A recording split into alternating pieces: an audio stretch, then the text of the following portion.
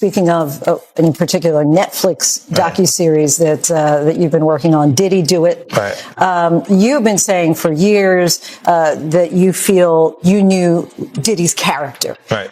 Feel uncomfortable with the way you represent the idea of going to these projects. To come party with me. Yeah.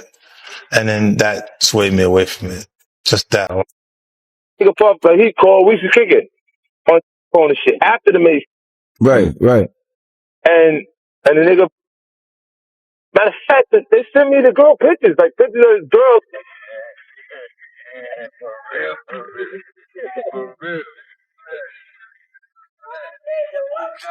girl. Now, Fifth, when you continuously call Puff, does that affect your relationships in Hollywood? I don't call him gay. I said, Let me read it, Fifth. Oh my God. Sorry I can no longer help you guys. Soon you will all be gay and happy. You are all now left under leadership of Puffy Daddy. Report to the nearest rainbow. Dinner Thieves in theaters January 19th. That's why he says things. He doesn't even know what he's saying is like fruity. You know what I'm saying? Like, he says something fabulous and he goes, yo. 50 Cent explains in detail that his repeated public comments about Diddy were not meant as jokes, insults, or internet trolling.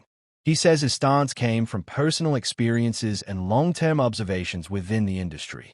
According to him, certain conversations, invitations, and coded behavior made him deeply uncomfortable over time. He felt that situations were often framed casually but carried undertones that didn't sit right with him. Because of this, he gradu. No, you want to sit around and pretend to like bitch. That's what y'all do. And then you get these hard Jocelyn. So I'm just like curious. these are the you like half man. No disrespect, but Jocelyn rough.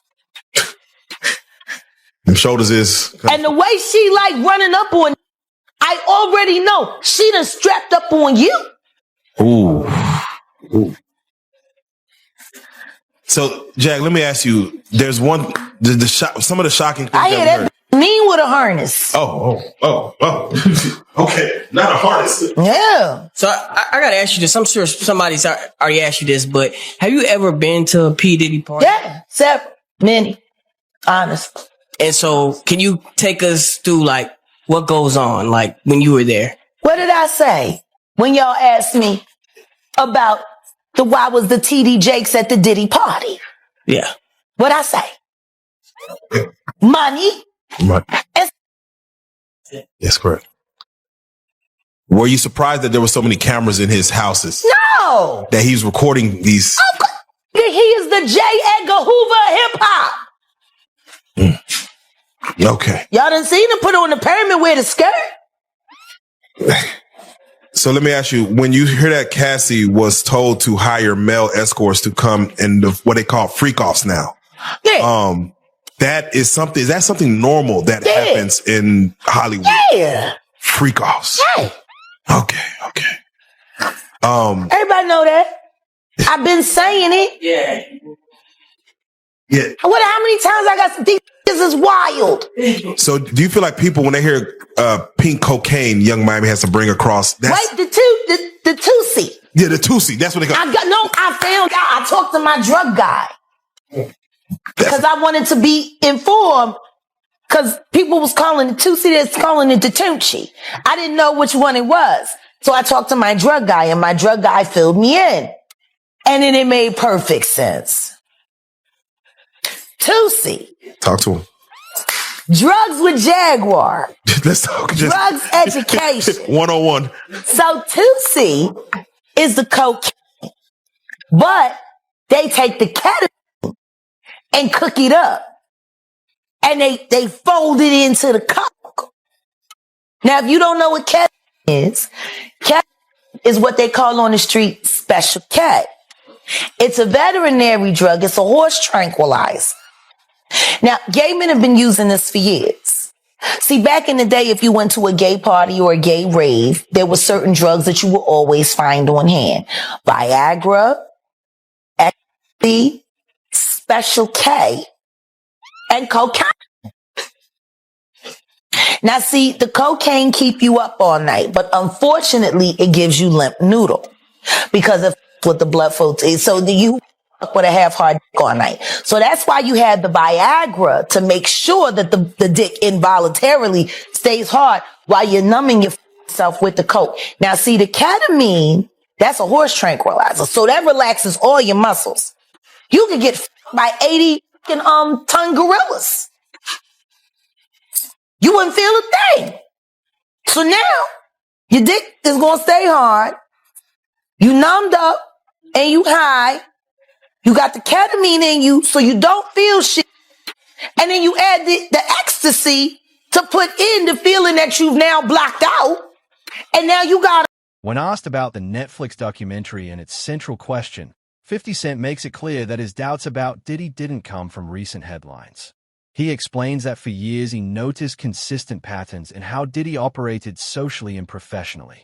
Certain parties, private invitations, and behind-the-scenes moments shaped his perception.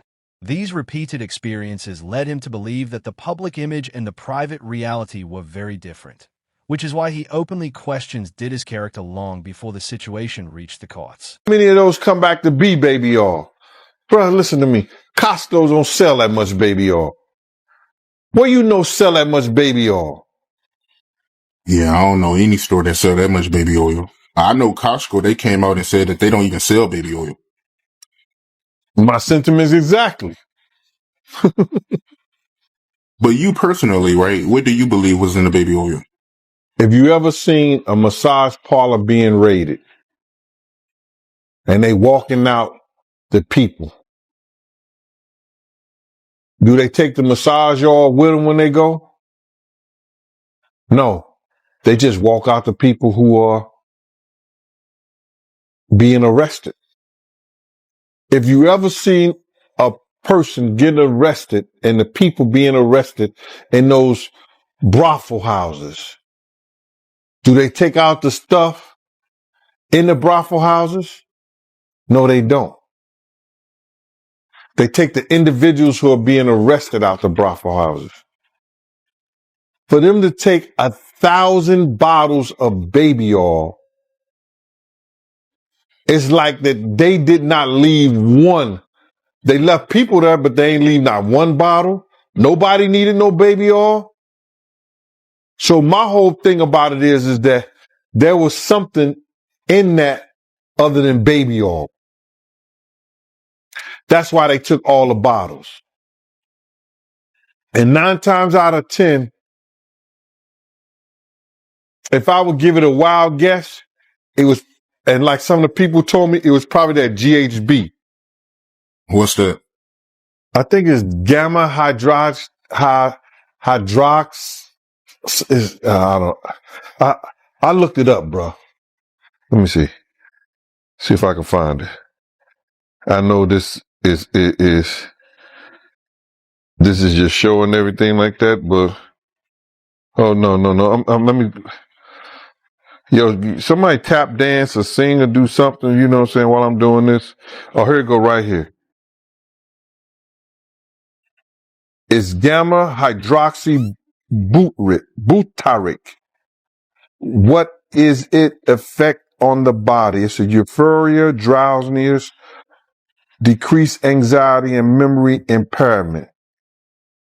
It works on the nervous system and gives you this feeling of euphoria. So they take that and rub it on it, and you forget who you are, what you're doing. It can also give you memory loss, drowsiness, and that's under the DEA, the drug. This clip breaks down Burna Boy's meteoric rise from Nigerian star to global Afrofusion icon. With chart-topping albums, sold-out tours, and a Grammy win, Burna appeared untouchable.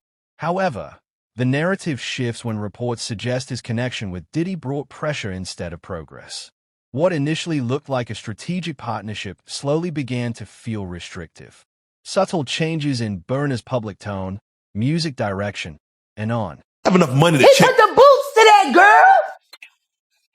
She's supposed to be a good bitch. No matter who she with. All the time he putting a groom in her. Of course he thought it was still gonna work. He thinks he's God. Ain't doing shit. Raped the fuck out of that bitch, put the boots to her last time I seen her. Her and her trainer, boyfriend, husband. I don't get no.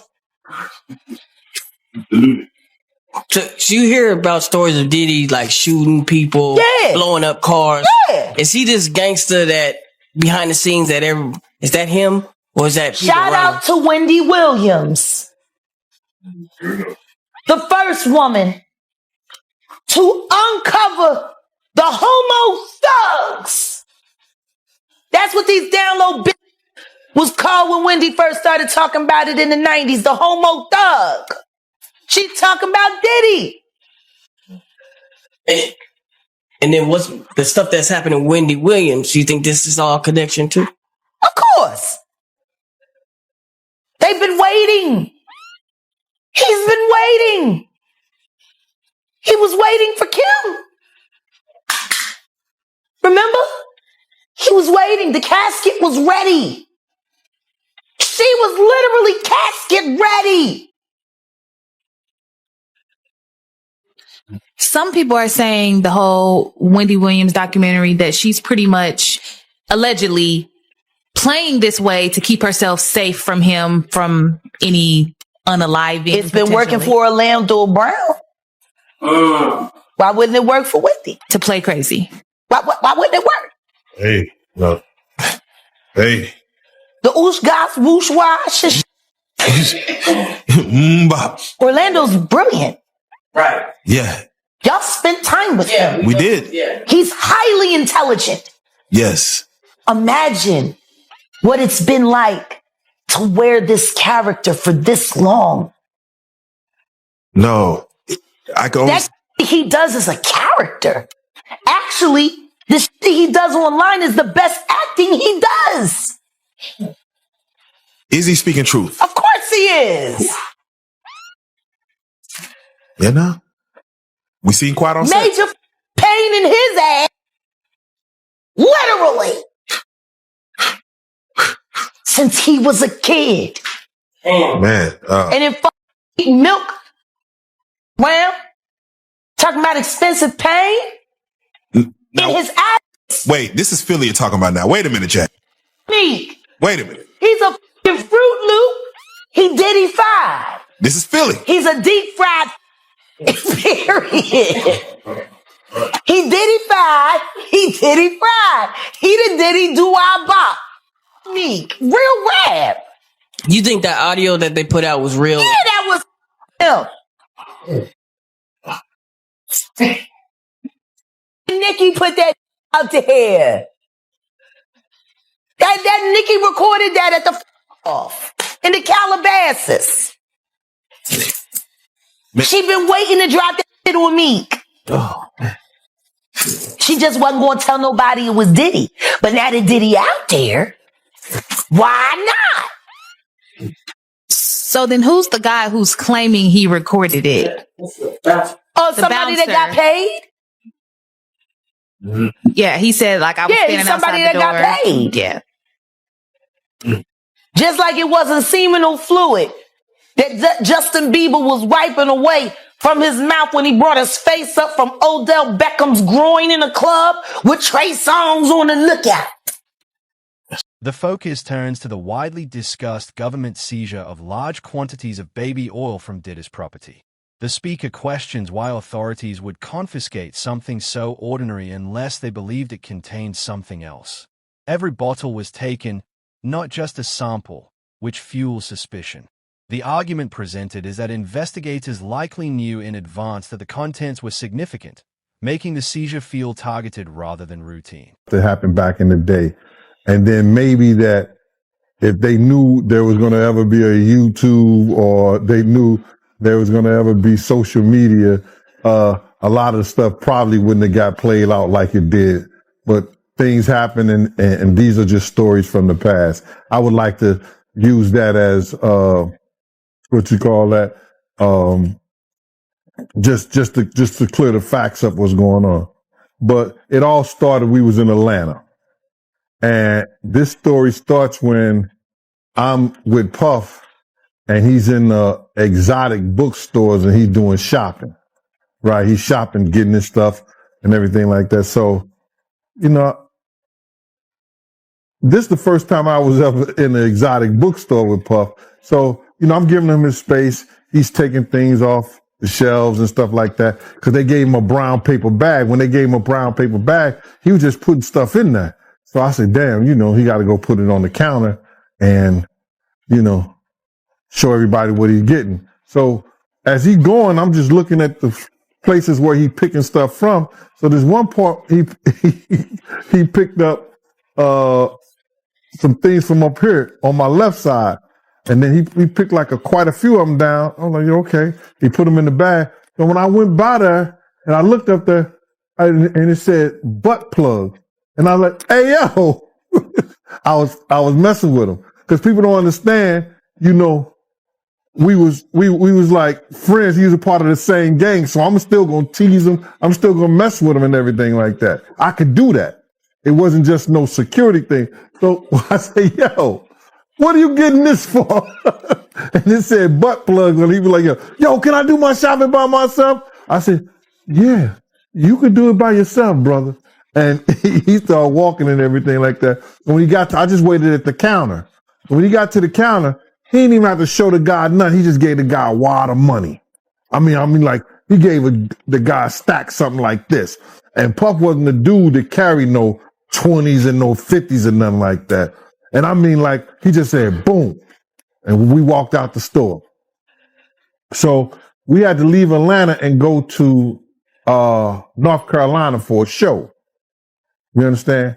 And it was him, this rapper, Sarah, and this other girl. We all got on a G5 jet, and we flew to G4 jet, and we flew to North Carolina. So later on that, I think that afternoon, same day, this rapper and him, they all in the room together. You know, it's Sarah, the girl. Using real-world law enforcement examples, the speaker explains that during raids, police usually remove people, not supplies. Massage parlors and brothels are cited as comparisons where equipment is often left behind. The fact that not a single bottle was left behind suggests the substance itself was evidence. This decision is portrayed as intentional, indicating investigation. Stuff like that, like, yeah. So then next thing you know, somebody rang the doorbell. We had the presidential suite where we was at. So I opened the door and the dude said, yo, I'm here for my cousin. I said, who your cousin? And he said, Ja Rule. I said, well, he busy right now. He said, he busy doing what? I said, he with Puff. They're in the room. They busy. They don't want to be bothered. He said, well, I'm going in there. I said, bruh, you ain't going in there because he told me they don't want nobody to be bothering them. And he was like, yo, I don't care, man. I'm going in there. That bull like that. I said, yo, bruh, Jesus Christ had to come down here and take the air out of my body before you get in that room right there. Watch. He tried to bum rush me. I grabbed his and threw him against the piano. When I threw him into the piano, Puff and Ja Rule runs out the room. Puff got his towel, Ja grabbing his towel, but they butt the naked. And so then Ja was like, yo, what's going on? Yo, G, that's my cousin. He know me well, you know, and Puff was like, yo, G, what happened? I said, he tried to get in the room. I told him he couldn't get in the room. And he was like, Puff looked at Ja. He said, yo, Ja said, you ain't want to go in that room because there's a lot of freaking going on. So I was like, oh, he said it was a lot of freaking going on. So that was basically that story, man. You know what I'm saying? They went back in the room. Dude felt a certain kind of way and he left out. So I seen them at the concert the next day and they tried to, you know, form up against me. But my man Frank was like, I told my man Frank, I was like, yo, Frank, put yourself in that position. Somebody trying to get in the room and Ja told you don't let nobody get in the room. What would you do? Now, y'all can do whatever y'all want to do, man, but you know I ain't taking no losses. He said, yo, you good, and that was it. Bro, when Josh said, you don't want to come up in there, a lot of freaky stuff is going on. You got to use your mind. What they was doing with those butt plugs. Right. The discussion deepens with claims about substances that can cause euphoria, confusion, drowsiness, and memory loss. These effects are described as especially dangerous in party environments where judgment is already impaired. The speaker suggests that such substances could explain why authorities treated the situation seriously. The implication is that these effects would make individuals vulnerable and unaware of what was happening around them. He did to Cassie. With the kicking, the punching. They saw what they did to Cassie. They know that nobody in America like that. So now these people are represented by a brand. Whether it's some about the music, clothing, movies. They're not going to come out and speak on nothing that has anything to do with them. And they praying that they not on the tape doing crazy stuff, being oiled up in the whole 9 yards. They praying. So until the feds say, hey, yo, listen here. We got you on, hey, buddy, we got you on this tape. And girl looked like she was pretty young. We're not going to show it, but we need you to come and testify against Brother Love, P. Diddy, Puff Daddy, Sean Combs. That's when they're going to start talking. And they're not going to be talking in his favor. When the feds come to them and show them what they got on tape, because if he had 250 tapes 250 cameras all over the house, somebody got caught stealing a cookie out the cookie jar. It could be your favorite pastor. It could be your favorite politician. But they didn't think they was being watched. And Brother Love was watching.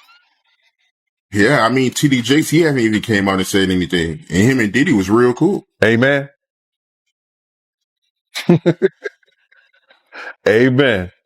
Yeah, man. And I know the people in the congregation over there is shaking in their boots because this man then led them allegedly led them to damnation because those people's hearts are going to be broken if that man is seen on those tapes doing anything. Because people always put their faith in the pastor instead of putting their faith in God. And what they need to do is understand that he's just a man. And he has a history. It's not looking too good for him. So you feel like celebs are worried that they might be on tape? Oh, they know. That's why they ain't speaking up or saying nothing. Yeah, I was at a Diddy party, but I know I ain't do nothing. When you don't know somebody's taping you, when you don't know that somebody is videoing you in some kind of form of fashion, you got that alcohol, you got the drugs in you, they're a little loose, bruh. They let down all their inhibitions. The music is pumping. He said it himself. He got it so hot in there that you got to take your clothes off. He said that himself, bruh. So a lot of them, like what was what he said? I think a lot of them was being swallowed. Have you ever been swallowed? They tell off on themselves all the time, man. You just got to listen. But why do you think Diddy had all them hidden cameras? Bruh, when you that powerful, you didn't get that powerful without having one or two or maybe three ups on somebody. Diddy always been the type of individual that wanted to have ups on the next person no matter what they was doing. Like, he always played artists against each other. He did it to Big, he did it to Craig Mack. You understand? I said before, he did the stuff to Ja Rule. You know what I'm saying? So had the ups on Ja Rule so he could go after Jay-Z. You understand what I'm saying? So he always played those kind of up games on people. So to have those cameras and know what he was doing is going to give him the ups on every. First-hand accounts describe Diddy's parties as intense, secretive, and far removed from standard celebrity gatherings. Cameras, strict privacy, and extreme indulgence were reportedly common. Guests describe an atmosphere where inhibitions drop quickly due to music, substances, and peer pressure. Many attendees allegedly didn't realize they were being recorded. That the government was so interested in Diddy's baby oil that they took 1,000 bottles away from his house. If the government took 1,000 bottles of baby oil and somebody had things what appeared to be baby oil, and then you have to listen to the prosecutor. He said that they seized 1,000 bottles what allegedly to be baby oil. Allegedly to be baby oil. So that's telling people that it wasn't baby oil. And people think that that was baby oil, they out their mind. I don't believe it was baby oil. Yo, bro, when they went up in there, they knew what they was going to find. They knew what was ever in that baby oil or that those bottles that appeared to be baby oil, they knew about that at first. You got to realize 9 times out of 10, that individual that got caught at the airport, that was supposed to be their carrier, told them what they was doing and what they had. I wouldn't put him past that he told them everything. So when they went up in there, they knew they had to take whatever was out there, and that thing that appeared to be baby oil. This clip explores the idea that surveillance equals power. Hidden cameras are described as tools of long-term control, allowing one person to hold influence over powerful guests.